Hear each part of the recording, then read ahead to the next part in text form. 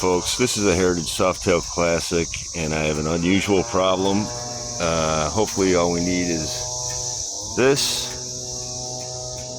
bracket and this heavy gauge wire, because when I replaced the battery I put my hand down and I pushed this bracket through into the fender, and while there's many videos about fishing this through, there's nothing about fishing this.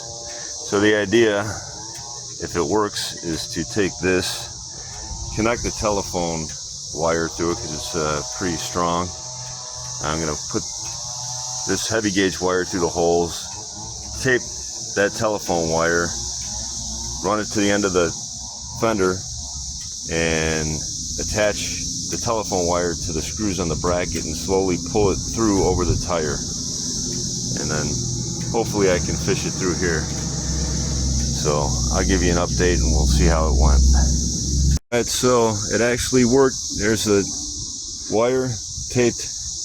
You need electrical tape, I forgot to mention. Pulled it through. It was kind of tilted, but got one side through, put the nut on there. Fished the other side through, kind of angled it, got it through there. All good, man. So yeah, it went smooth. Okay, so this is the tool I made. If you don't have access to telephone wire, there might be some alternative. Just a thin gauge wire attached to a heavier gauge wire. Pulled through the holes under the seat, over the tire, through the fender, and it actually worked really well. It took like literally 5 minutes, and this is the first time I've ever done this. So get yourself something like this, make something like this, and if you have this issue, it'll work.